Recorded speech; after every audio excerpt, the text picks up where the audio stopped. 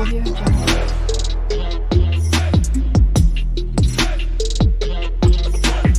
Audio Jungle. Praise God. ஆண்டவராகிய இயேசு கிறிஸ்து நாமத்தினாலே வாழ்த்துக்கள். ஒரு வசனத்தை வாசிக்கிறேன். லூக்கா எழுதின சுவிசேஷம் 21 ஜனங்கள் எல்லாரும் அவருடைய உபதேசத்தை கேட்கும்படி அதிகாலமே தேவாலயத்திற்கு வந்தார்கள் என்று சொல்லி இங்கே கர்த்தருடைய வார்த்தை பார்க்கிறோம். பொதுமக்களின் தேடல் என்ற வார்த்தையை பார்க்கிறோம். பொதுமக்கள் தேடினார்கள்.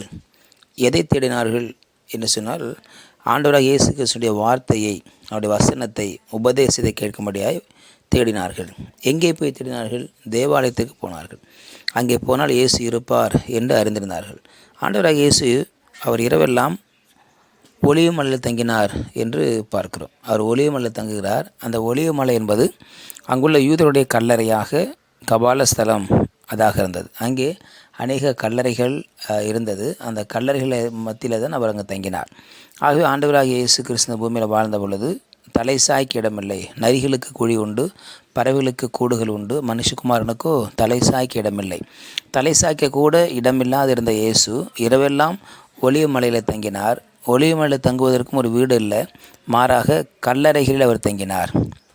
பகல் முழுவதும் தேவாலயத்தில் தங்கினார். அதிகாலமே தேவாலயத்திற்கு இறங்கி வருகிறவராக இருக்க, மலையிலிருந்து இறங்கி வந்து தேவாலயத்தில் வந்து விடுவார். அப்பொழுது ஜனங்கள் அதிகாலமே எழுந்து போய் அவரை தேடும்படியாக, அவரை பார்க்கும்படியாக, அவருடைய வசனத்தை கேட்கும்படியாக, இதெல்லாம் வாசிக்கிற பொழுது நமக்கு மிகுந்த ஆச்சரியம் உண்டாகிறது.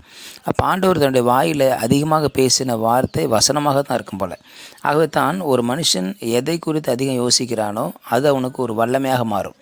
எதை குறித்து அதிகமாக யோசிக்கிறார்களோ அந்த வார்த்தை மிகவும் கற்களாக அல்லது வல்லமையாக புறப்பட்டு வருகிறதாக இருக்கிறது. இயேசு கிறிஸ்து அதிகமாக தேவனுடைய வார்த்தை தியானித்ததினாலே, இரவெல்லாம் ஜெபித்ததினாலே அவருடைய வார்த்தை வல்லமையாக புறப்பட்டது என்று பார்க்கிறோம். இன்றைக்கு நாம் பேசுகிற வார்த்தை எந்தளவுக்கு வல்லமையாக இருக்கிறது? நம்மை தேடி மக்கள் வருகிறார்களா?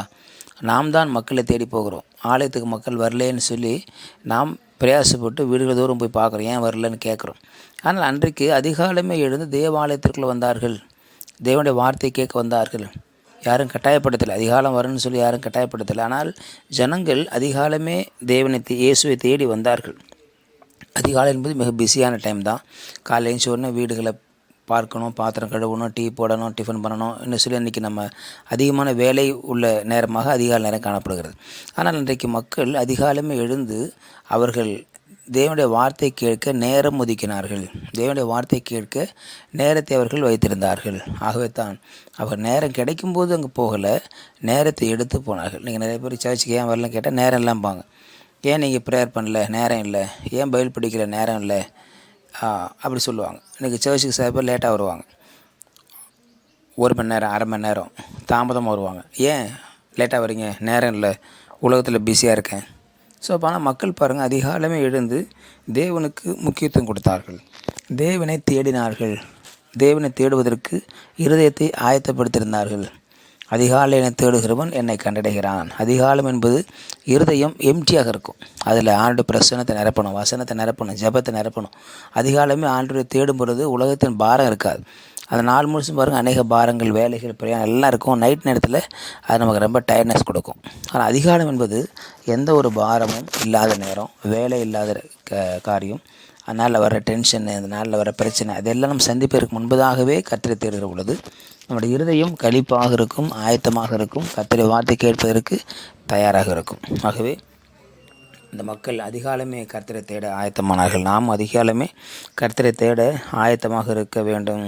Preparation for the whole day, அந்த முழு நாளுக்கும் ஆயத்தம் என்பது அதிகாலை நேரமாக இருக்கிறது. ஆயத்தம் இல்லாமல் எதையும் செய்தால் அது வெற்றி கொடுக்க முடியாது. ஆயத்தம் இல்லாமல் எதை செய்தாலும் அது நன்மை கொண்டு வராது. ஆயத்தம் இல்லாமல் எதை செய்தாலும் அதில் ஜெயம் வராது. ஆனால் இங்கே ஆயத்தத்தோடே இந்த நாளை தொடங்குகிற பொழுது, ஆயத்தத்தோடே மோசே அதிகாலமே எழுந்து தேவனை தேடும்படியாக சீனாய் மலைக்கு போனார் என்று எழுதப்பட்டிருக்கிறது.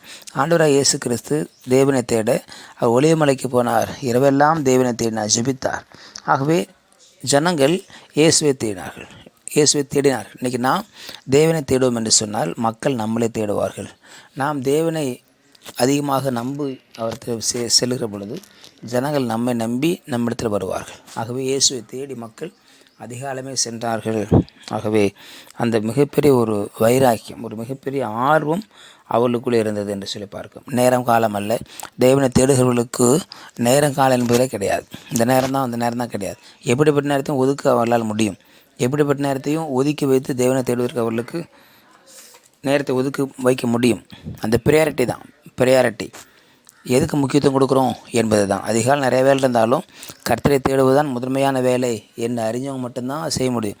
ஞாயிற்றுக்கிழமை நிறைய வேலை இருக்குது, கர்த்தரை தேடணும் அப்படின்ற வாஞ்சி இருந்தால் தான், விருப்பம் இருந்தால் தான் சீக்கிரமாக சேர்ச்சுக்கு வர முடியும். எல்லாமே நாம் கொடுக்குற ப்ரியாரிட்டி தான். ஆகவே கர்த்தருக்கு முக்கியத்துவம் கொடுப்போம். கர்த்தர் நம்மை ஆசிரியப்பார். ஜெபிக்கலாம். பசுபேர் நாளுக்கு ஸ்தோத்திரம் கேட்ட வார்த்தைக்கு நன்றி செலுத்துகிற ஆண்டவரே.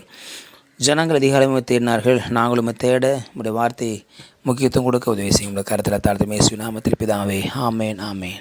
You will be succeeded.